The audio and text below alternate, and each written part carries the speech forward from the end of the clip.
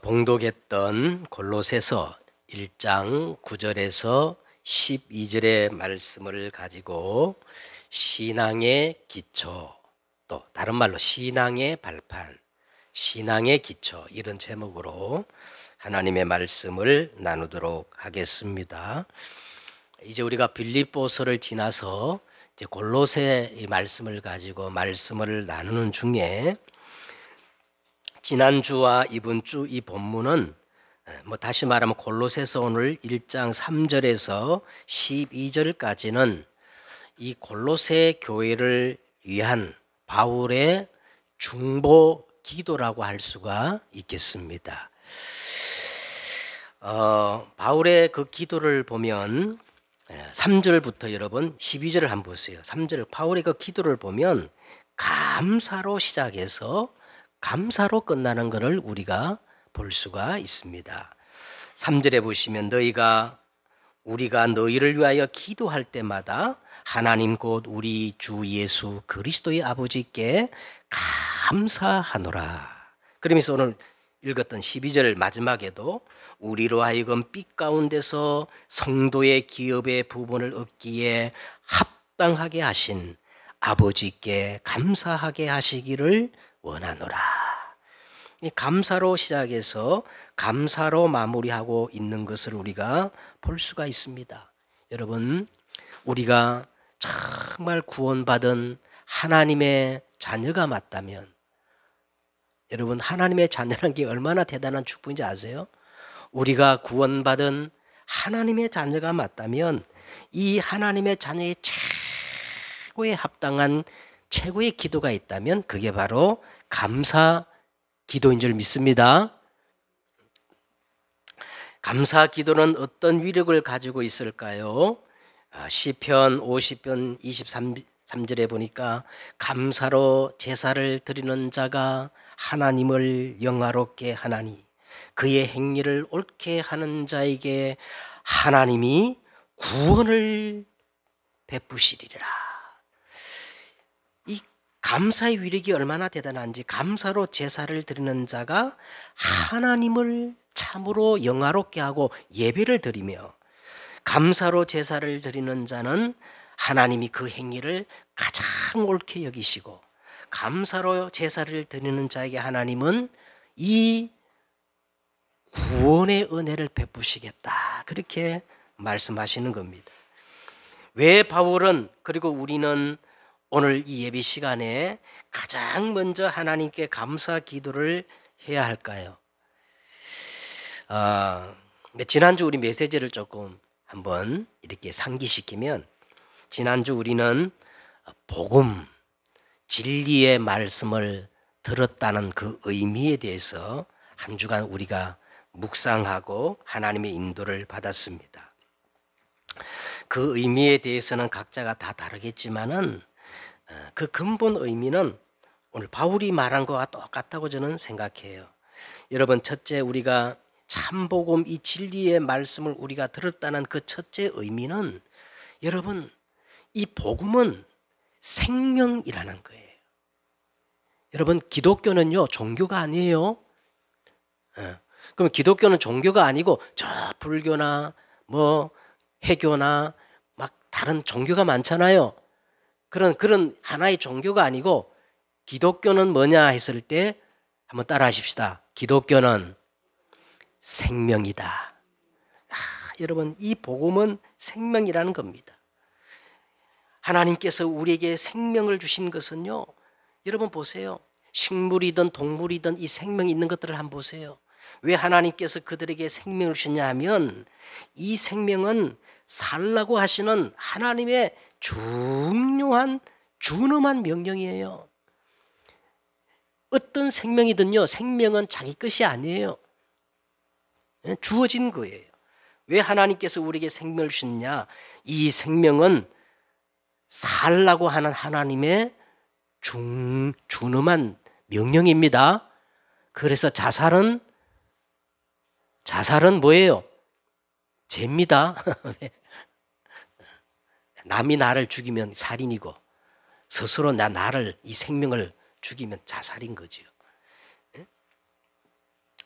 그래서 살되 내 마음대로 내 뜻대로 사는 것이 아니라 하나님의 말씀을 붙잡고 이 창조의 원리, 창조의 순리대로 바르게 살아가는 거예요. 하나님의 뜻은. 그게 뭐냐? 선악과입니다. 선악과. 하나님이 원래 인간에게 선악과를 주신 것은 네 마음대로 살라고 아니고 하나님의 말씀을 붙잡고 하나님의 창조의 원리대로 살아가는 것이 바로 선악과의 의미인 거예요. 그래서 여호와 하나님이 그 사람에게 명하여 이르시되 동산 각종 나무의 열매를 네가 임의로 먹되 선악을 알게 하는 나무의 열매를 먹지 말라. 먹는 날에는 반드시 죽으리라 그랬습니다. 그런데 이 사단은요, 사단은 끊임없이 이 생명의 삶을 역행하게 만들어요. 예? 여러분 보세요. 요새 막 드라마를 보면 막 동성애가 얼마나 당연하게 나오는지요. 이건 영리거든요. 하나님의 순리가 아닙니다. 이게 사단의 짓이에요. 사단은 끊임없이 하나님의 이 창조의 원리, 순리의 삶을 역행하도록 그렇게 이 사단이 만드는 겁니다. 뱀이 여자에게 물어 이르되 하나님이 참으로 너희에게 동산 모든 나무의 열매를 먹지 말라 하시더냐. 이 사단이 고도의 전략으로 이 첫사람 이 하와를 미혹했습니다.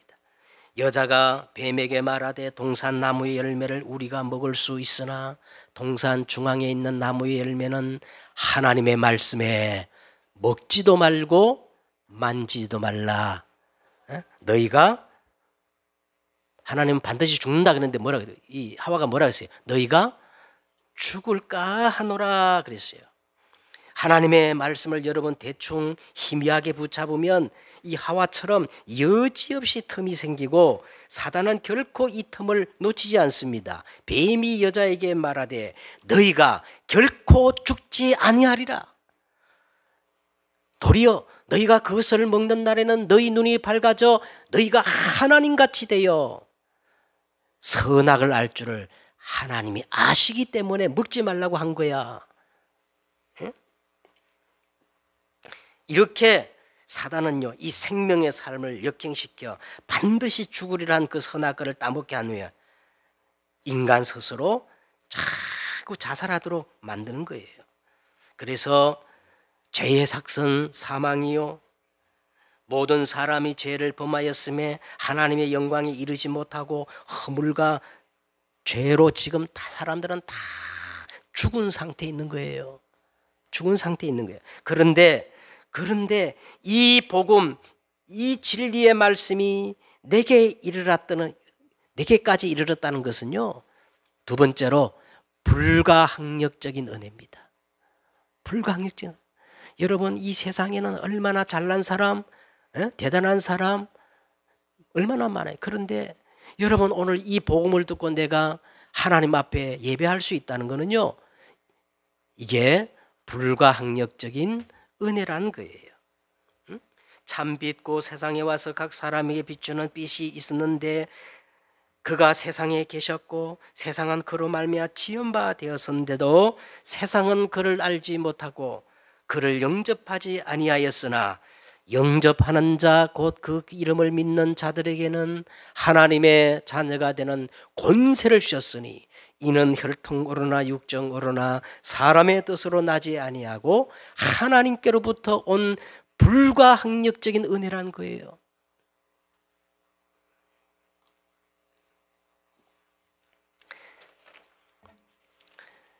이 복음, 진리의 말씀을 그러면 깨달았다는 의미가 뭘까요?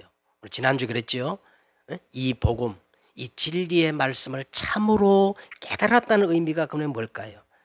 바로 이 복음의 정점, 복음의 핵심, 그리스도이신 예수님의 십자가와 그 부활의 권능에 내가 참여했다는 겁니다. 이 생명의 복음이 내게 이르러 내가 아무리 들었다 하더라도요, 이 복음이 그대로 있으면 아무 소용이 없었을 텐데 지난주 우리 바울이 그렇게 감사 기도를 하면서 참으로 깨달았다는 말은 이제 나의 것을 다 십자가에 못 박아 죽여버리고 예수 그리스도의 이 부활의 권능에 참여하여 그런 적 이제는 내가 산 것 아니요 오직 예수 그리스도가 내 안에 살게 되어지는 새로운 생명의 역사가 시작됐다는 겁니다. 이것이 지난주 우리가 말씀을 나눈 복음, 진리의 말씀을 들었다는 의미가 되는 것인데, 이 의미를 깨달은 사람은 처음부터 감사할 수밖에 없고 끝까지 감사할 수밖에 없는 거예요. 자, 이 골로새서와 에베소서를 흔히 쌍둥이 서신이라 그러는데, 그 이유는 바울이 같은 로마 감옥에서 같은 시기에 같은 사람 이 두 기구를 통해 가지고 전달한 서신서이기 때문에 그렇습니다. 그래서 이 에베소서에는 오늘 이 골로새 오늘 본문과 거의 비슷한, 그 의미는 똑같아요. 거의 비슷한 그 기도문이 나오는데, 에베소서 1장 17절에 19절에 나옵니다. 우리 주 예수 그리스도의 하나님 영광의 아버지께서 지혜와 계시의 영을 너희에게 주사 하나님을 알게 하시고 너희 마음의 눈을 밝히사 그의 부름에 소망이 무엇이며 성도 안에서 그 기업의 영광의 풍성함이 무엇이며 그 힘의 위력으로 역사하심을 따라 믿는 우리에게 베푸신 능력의 지극히 크심이 어떠한 것을 너희로 알기를 원하노라. 그렇게 기도하는 내용인데, 오늘 여러분 본문과 한번 살펴보세요. 거의 이제 비슷합니다. 자, 오늘 본문을 보십시다. 오늘 본문, 자, 9절에 보면 바울이 먼저 어떤 기도를 하느냐 하면 모든 신령한 지혜와 총명에 하나님의 뜻을 아는 것으로 채우게 하시고 그랬어요. 감사로 시작한 이 바울의 기도는 이제 가장 먼저 실제적으로 뭐를 구하느냐 하면 성령의 도우심을 먼저 간구하고 있습니다. 여기서 모든 신령이란 말은요, 성령을 의미하는 거예요. 신령이란 말은 자, 성령으로 바꾸고 말해도 됩니다. 그래, 성령으로 말하는 것으로 보혜사 성령의 역사로 나타나는 게 뭐냐? 우리가 성령으로 충만해지면 이 성령으로 말미암아 지혜와 총명이 생기는 거예요. 그래서 이 지혜와 총명으로 뭐를 아는 거예요? 하나님의 뜻을 분별하게 되는 거예요. 하나님의 뜻을 아는 것으로 채우게 해달라고 바울이 이 기도를 가장 먼저 기도하는 겁니다. 우리도 똑같아요. 우리도 기도할 때 가장 먼저 어떤 기도를 해야 할까요? 하나님, 이 성령으로 충만케 하셔서 제게 지혜와 총명을 허락해 주셔서 하나님의 뜻을 깨닫게 해달라고 우리가 그런 기도를 해야 하는 겁니다. 이것이 우리 신앙에 있어서 가장 중요한 기초가 되는 거예요. 우리를 향하신 하나님의 가장 기본적인 거, 그게 도대체 뭘까요? 우리를 향하신 하나님의 뜻을 우리가 깨닫게 해달라고 바울이 먼저 기도했는데, 그게 도대체 뭘까? 디모데전서 2장 4절에 보니까 하나님은 모든 사람이 구원을 받으며 진리에 이르시기를 원하느니라. 이게 하나님의 뜻이거든요. 하나님은 이 세상 모든 사람들이 뭘 받으며? 구원을 받으며 참 진리, 이 복음을 깨닫게 하시는 것이 하나님의 우리 향하신 뜻이래요. 그래서 하나님은 이 뜻을 이루기 위해서 어떻게 하시느냐?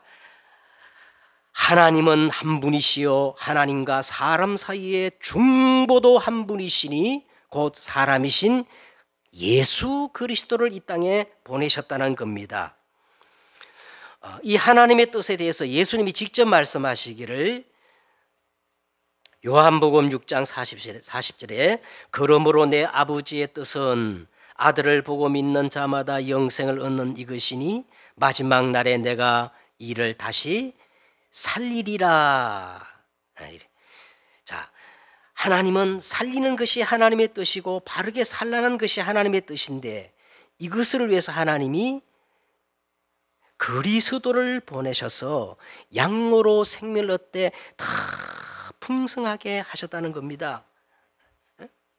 그래서 다시 예수님의 제자들이 질문을 했어요. 예수님께 질문하기를, 그러면 우리가 어떻게 하여야 이 생명 살리는 하나님의 일을 할 수 있겠습니까? 하고 물으니까 예수님께서 또 대답하시기를, 예수께서 대답하여 이르시되 하나님께서 보내신 이를 믿는 것이 하나님의 일이니라.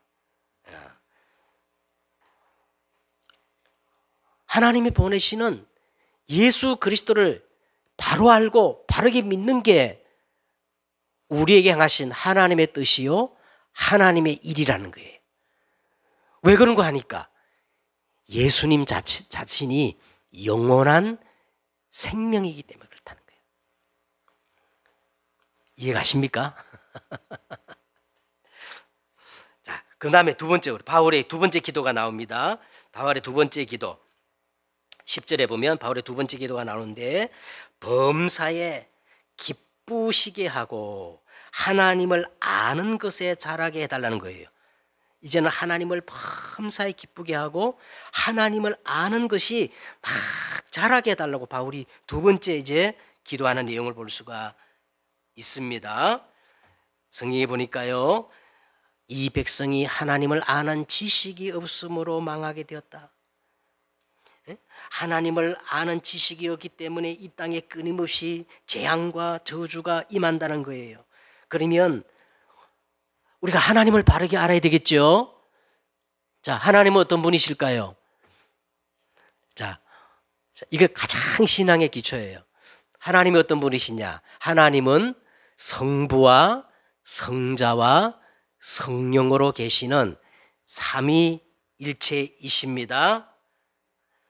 이 성삼위 하나님은요, 지금도 완벽하게 말씀으로, 구원으로, 능력으로 역사하시는 삼위일체예요. 이 사실을 내 삶 속에 실제로 믿는 것이 하나님을 범사에 기쁘게 하고 하나님을 바르게 아는 것이라는 거예요. 하나님은 이 하나님을 정확히 아는 사람에게 어떤 일을 행하시느냐. 자, 11절에 보세요. 이 하나님을 정확히 아는 자면, 다 같이 해보세요. 시작. 그의 영광의 힘을 따라 모든 능력으로 능하게 하시며 기쁨으로 모든 견딤과 오래 참음에 이르게 하시고. 자, 이 하나님의 뜻을 알고 하나님을 정확히 아는 자에게, 자, 위로부터 땅에서부터 오는 게 아니에요. 위로부터 다른 힘이 온다는 거예요. 다른 힘. 에? 야, 위로부터 다른 힘이 오는데 영력, 지력, 체력, 인력, 경제력, 이 참된 능력, 오력이 나타나게 되는 겁니다. 자, 그러면서 12절부터 다 같이 하겠습니다. 시작. 우리로 하여금 빛 가운데서 성도의 기업의 부분을 얻기에 합당하게 하신 하나님께 감사하게 하시기를 원하노라. 자, 오늘 조금 해석하겠어요. 빛 가운데, 우리로 하여금 빛 가운데라면 이 빛이 누구냐면 그리스도 예수 안에서, 하나님이 예수 그리스도 안에서 이미 하나님의 자녀에게 보증으로, 몫으로, 기업으로 어마어마한 축복을 약속했다는 거예요. 그 성도의 기업의 부분을 얻기에 합당하게 하신 아버지께, 이 말은 예수 그리스도 안에 약속된 이 성도의 분기의 그 못, 기업이 어마어마하다는 겁니다. 이것들을 깨닫고 이제 누리게 해달라는 기도를 바울이 하고 있는 겁니다. 조금 정리하면, 이제 하나님의 뜻과 하나님을 정확히 아는 것에 이제 자라서 성삼위 하나님의 비밀이 내 생명, 내 영혼, 내 삶에 그대로 심겨지면 위로부터 오는 영광의 힘, 보좌의 축복, 시공간 초월, 237의 그 엄한 응답이 나타나면서 나와 교회와 이 나의 업을 통해서 하나님의 절대 시간표, 전무후무한 응답의 시간표가 오게 되면서 이제 뭐가 되느냐? 교회를 살리고 현장을 살리고 우리 후대를 살리는 이런 3시대의 주역의 응답의 축복이 우리에게 임하게 된다는 것입니다.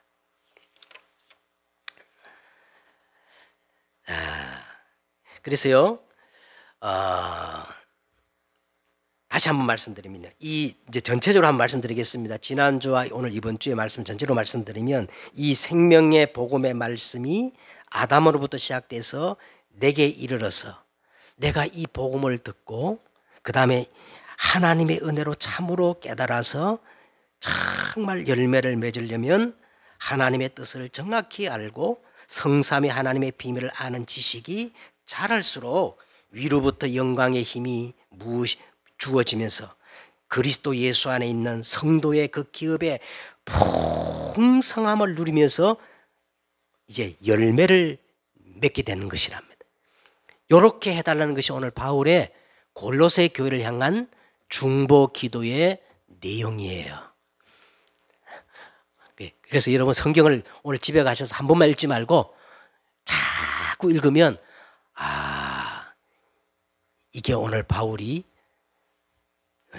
중요한 기도의 내용이구나 그걸 알게 됩니다. 그래서 저는 한 주간 지난주에 말씀했던 이 생명의 복음, 이 복음 진리의 말씀을 들었다는 그 의미를 묵상하면서 뭐를 깨달았냐 하면 생명의 원리를 자꾸 이렇게 편집이 되더라고요. 이 복음이 생명이라 그랬잖아요. 그래서 이 복음이 저 농부가 봄에 씨앗을 뿌려 농사를 짓잖아요. 그 원리와 똑같은 거를 제가 이렇게 발견을 했어요.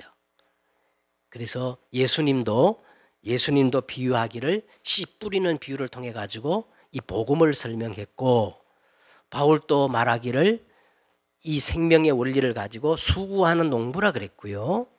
또 구약에 보니까 시편 128편 5절에 보니까 눈물로 씨를 뿌리는 자는 기쁨으로 거두리로다.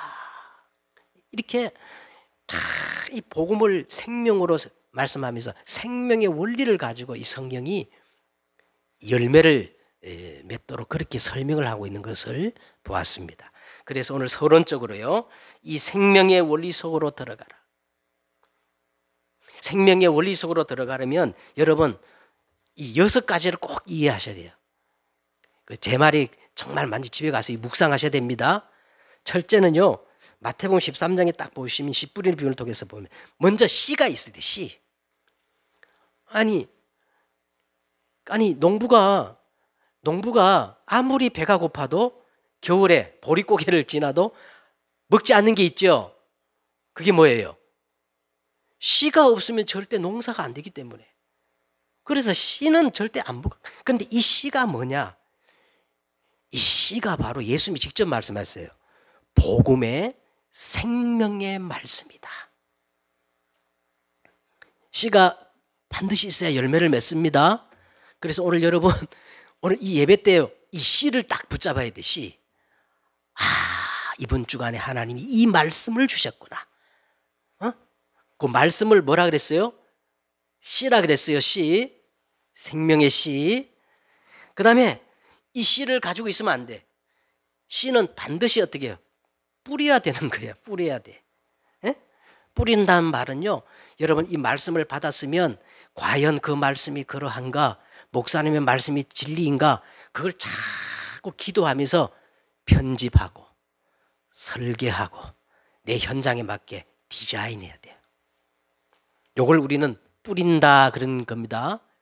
하나님의 말씀을 그냥 듣으면 잊어버리면 안 되고 이 말씀을 묵상이라 그래요. 묵상이란 말은요, 소가 여물을 먹고 혼자 있을 때 자꾸 되새김하잖아요.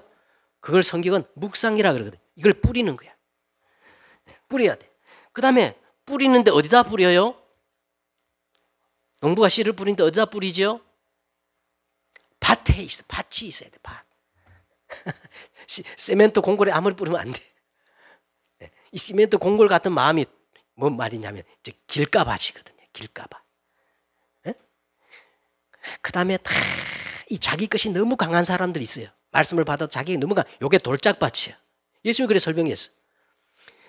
또 어떤 사람은 막 세상 것이 너무 좋고 염려와 근심이 너무 많아서 요게 가시떨기야. 그래 반드시 밭이 있어야 됩니다. 우리의 밭은 어떻게 옥토로 만들어야겠죠. 네? 옥토로 만들어야 돼. 뿌려야 돼. 그 다음에 아주 중요한 생명의 원리가 있어요. 이 씨앗이 밭에 딱 떨어졌는데 씨앗 그대로 있으면 절대 싹이 트지 않고 열매가 안 맺어. 이 씨앗이 땅에 떨어져 가지고 죽어야 돼요. 요걸 뭐라 그랬냐면 깨달음이야, 깨달음.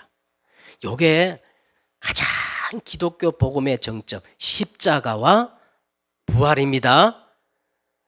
나의 나된 것들은 다 갈보리 예수의 십자가에 못 박고 내 안에 살아계신 그리스도와 부활한 새로운 이 깨달음이 있어야 되는 거예요.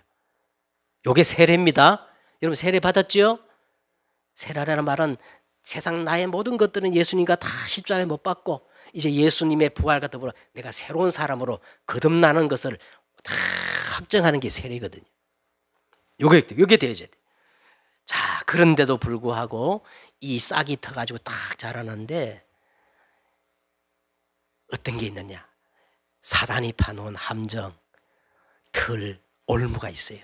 가시가 있고 막 돌이 있고. 그래서 어떻게 되느냐? 이걸 우리는 농부가 말이죠. 어떻게 해요? 이 밭에 돌이 많고 막 가시들가 있으면 보습을 탁 쟁기를 가지고 보습을 만들어 가지고 갈아엎치잖아요. 그게 바로 성령의 역사예요. 이 성령의 보습으로 돌짝밭 같은 내 마음, 가시들과 같은 마음, 길가밭 같은 그 갈아엎쳐야 되는 거예요. 마음을 옥토로 바꿔야 돼요. 여기서 이제 렘넌트 운동, 생명 운동이 일어나는 겁니다. 자, 그래서 오늘 서론적으로 여러분 이걸 꼭 기억하시고, 자 이제 본론입니다. 오늘 9절에 보니까 하나님의 뜻을 아는 것으로 채우게 하시고, 10절에 하나님을 아는 것에 자라게 하시고, 그 다음에 11절에 그의 영광의 힘을 따라 모든 능력으로 능하게 하시며, 12절에 우리로 하여금 빛 가운데서 성도의 기업의 부분을 얻게 합당하게 하신 아버지께. 자, 오늘 이 바울의 기도를 보면요, 전부 신앙의 아주 가장 기본적인 기초, 신앙의 발판들을 다 가지고 이렇게 해달라고 지금 기도하고 있거든요. 그래서 오늘 여러분 신앙의 이 10가지 발판을 딱 여러분 붙잡으셔야 돼. 신앙의 10가지 발판. 첫째, 첫 번째 신앙의 발판, 첫째 뭐냐면 우리 신앙의 기준은 내게 있는 게 아니에요. 우리 신앙의 모든 기준은 하나님께 있는 거예요. 하나님의 절대 기준입니다. 절대 주권입니다. 네? 하나님의 절대 주권. 다윗이 온 회중 앞에서 여호와를 송축하며 이르되 우리 조상 이스라엘 하나님 여호와여, 주는 영원부터 영원까지 송축을 받으시옵소서. 여호와여, 위대하심과 권능과 영광과 승리와 위엄이 다 주의 손에 있나이다. 천지에 있는 것이 다 주의 것이로소이다. 여호와여, 주권도 주께 속하여 싸우니 주는 높으사 만물의 머리이심이다. 부와 귀가 주께로 말미암고 또 주는 만물의 주제가 되사 손에 권세와 능력이 싸우니 모든 사람을 크게 하심과 강하게 하심이 주의 손에 다 있나이다. 우리 신앙의 첫째 발판이 뭐라고요? 하나님의 주권을 인정하는데 그냥 인정하는 게 아니라 절대 주권이에요. 모든 것이 하나님의 손에 있다. 모든 것이 하나님의 뜻 안에서 움직인다. 이게 우리 신앙의 첫째 발판입니다. 두 번째는 뭐냐? 이 하나님의 절대 주권의 하나님께서 만물을 다스리고 만물을 통치하시고 주관하시는데 마음대로 하는 게 아니고 일정한 법칙이 있어요. 하나님은 딱 한 가지 방법으로 모든 것들을 섭리하고 다스리셔요. 그 하나님의 모든 방법이 뭐냐? 예수 그리스도입니다. 하나님은 예수 그리스도를 통하지 않고는 어떤 일도 하지 않으셔요. 그래서 하나님의 모든 방법이 예수 그리스도예요. 그래서 오늘 이 바울 서신을 보면요, 그리스도 안에서, 주 안에서, 예수 안에서 이 말이 가장 많이 나오는 거예요. 그 다음에 하나님의 역사입니다. 하나님의 능력, 하나님의 역사. 하나님은 그러면 어떻게 역사하시느냐? 하나님이 오직 성령으로 우리에게 보이셨으니 성령은 모든 것 곧 하나님의 깊은 것이라도 통달하시느니라. 예루살렘을 떠나지 말고 아버지께서 약속하신 것을 기다리라. 오직 성령이 너희에게 임하시면 너희가 권능을 받고 예루살렘, 온 유다, 사마리아 땅끝까지 이르러 내 증인 되리라 하시니라. 자, 하나님의 모든 역사는 뭐로 역사하신다고요? 성령으로. 그래서 성부와 성자와 성령 이렇게 말씀하는 거예요. 자, 네 번째는 하나님의 말씀입니다. 하나님의 말씀. 이 하나님의 말씀이 뭐예요? 하나님의 말씀이 뭐죠? 이 성경입니다. 성경은 뭐예요? 하나님의 1.1획도 변함이 없는 정황무한 하나님의 말씀임을 우리가 믿어야 돼요. 그래서 이 하나님의 말씀은 살았고 활력이 있어요. 그런데 어떤 사람들은요, 이 성경은 하나님의 말씀으로 믿는 것은 우상숭배다. 성경 말씀에 하나님 말씀도 있다. 다 하나님 말씀이 아니야. 속지 마시기 바랍니다. 성경은 하나님의 말씀이에요. 그 다음에 네 번째 신앙의 발판이 뭐냐? 하나님의 성전입니다. 하나님은 어디 계시느냐? 구원받은 하나님의 자녀 속에 하나님이 계시는 성전이라는 거예요. 너희가 하나님의 성전인 것과 하나님의 성령이 너희 안에 거하시는 줄을 너희가 알지 못하느냐? 그럼 교회는 뭐냐? 이 하나님의 성전된 하나님의 자녀가 다 같이 모여서 하나님께 예배하는 예배당이에요. 건물이 교회가 아니에요. 여러분 자신이 교회입니다. 그 다음에 하나님의 계획이 뭘까요? 하나님의 계획. 여섯 번째, 하나님의 계획은 오늘입니다. 과거도 아니고 미래도 아니고 오늘이에요. 오늘 내가 있는 그 장소, 오늘 내가 만나는 사람, 오늘 내가 당하는 그 사건 속에 하나님의 계획이 있고 그것이 진정한 선교지입니다. 그 다음에 하나님의 통치예요. 시편 139편 7절에 이렇게 말, 내가 주의 영을 떠나 어디로 가며 주의 앞에서 어디로 피하리까? 내가 하늘에 올라갈지라도 거기 계시고 저 지옥에 내 자리를 펼지라도 거기 계시나이다. 내가 새벽 날개를 치며 저 요나처럼 바다 끝에 가서 거주할지라도 거기서도 주의 손이 나를 인도하시며 주의 오른손이 나를 붙들이로다. 하나님이 내 생사하복을 주관하시고 하나님이 나의 모든 것들을 머리털까지 다 하신다는 거예요. 내가 하나님을 떠나가지고 저 하늘 끝에 가 있을 때도 거기도 하나님 계시고, 내가 지옥에 내 자리를 펼지라도 하나님 거기도 계시고, 아침 일찍 하나님의 낯을 피하 새벽 일찍 저 바다 끝에 갔을 때도 거기도 하나님이 계시고, 하나님을 피할 수 없습니다. 그 다음에 하나님의 섭리입니다. 하나님은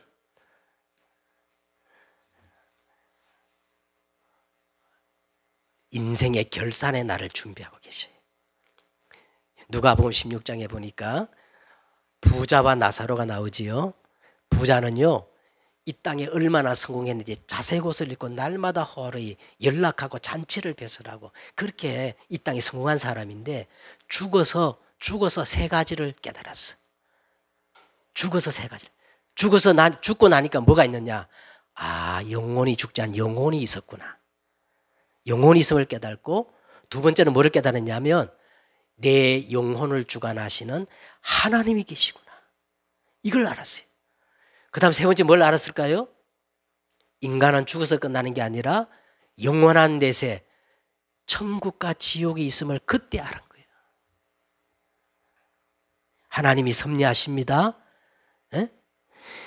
그 다음에 마지막 하나님이 상급이 있어요. 상급. 하나님의 심판이 있습니다. 하나님 심판. 한 번 죽는 것은 사람에게 정하신 것이요 그 후에는 심판이 있으리니 지은 것이 하나도 그 앞에 나타나지 않음이었고 우리의 결산을 받으실 눈앞에 만물이 벌거가 벗은같이 드러나느니라. 심판이 있어요. 청지기예요. 우리는 결산의 날이 있어요. 마지막 하나님이 상급을 준비하고 계십니다. 마태복음 10장 42절에 또 누구든지 제자의 이름으로 이 작은 자 중에 하나에게 냉수 한 그릇이라도 주는 자는 내가 진실로 너에게 이르노니 그 사람이 결탄코 상을 잃지 아니하리라. 여러분, 이 복음과 전도를 위해서 냉수 한 그릇도 헌신한 사람은 절대 하나님이 그걸 잊어버리지 않고 보상하겠다는 거예요. 그럼 우리가 뭐를 위해 살아야 되겠어요? 썩어져갈 막 육신을 위해서 그냥 잘 먹고 잘 살기 위해서 살아야겠습니까? 아니면 어떻게 하면 이 복음을 전가할까? 복음과 전도에 위해서 여러분 헌신하시기 바랍니다. 자, 이제 결론을 맺겠습니다. 우리는 이 생명의 복음을 가지고 어떤 기도를 해야 하며 또 어떤 열매를 바라봐야 할까요? 여러분 세 가지 놓고 여러분 기도하면서 그 열매를 바라보시길 바랍니다. 첫 번째는요, 이 기차 정거장 이걸 플랫폼이라고 그래요. 플랫폼. 많은 사람들이 몰려드는 플랫폼을 만들어야 돼요. 두 번째는요, 많은 사람들을 살리는 등대, 파수망대, 빛을 비추는 파수망대를 우리가 기도해야 돼. 세 번째는 뭐냐? 이제는 하나님과 소통하고 사람들과 소통할 수 있는 영적 안테나를 놓고 여러분 기도하시기를 바랍니다. 그 플랫폼이 뭐냐면 제가 아까 말한 것처럼 이 성삼위 하나님의 비밀을 누림으로 오는 오력이에요. 이게 다 여러분 응답받으면 플랫폼이 됩니다. 그 다음에 파수망대가 뭐냐면 9가지 세팅. 성삼위 하나님이 다 내게 세팅되어져서 보좌의 축복, 시공간 초월, 237의 빛이 되어서 전무후무한 이런 9가지가 세팅되는 것 말하는 겁니다. 그리고 안테나라는 것은 이제 교회를 살리고 현장을 살리고 우리 후대 렘넌트를 살려서 이제 미래를 살리는 3시대 주역 정복자입니다. 이걸 놓고 여러분 기도하시기를 바랍니다. 자, 이제 우리 기도하겠습니다. 하나님, 오늘 우리가 하나님을 믿는 데 있어서 신앙의 기초가 잘 다져지고 신앙의 발판이 있어야 우리의 믿음이 차근차근 자라서 오늘 말씀한 것처럼 풍성한 열매를 맺는 인생이 될 줄 믿습니다. 그리고 오늘 말씀처럼 오늘 우리가 이 신앙의 기초, 신앙의 이 발판 위에 우리 인생의 집을 짓는 저들이 되어지게 하옵소서. 주 예수 그리스도의 이름으로 기도드렸사옵나이다. 아멘.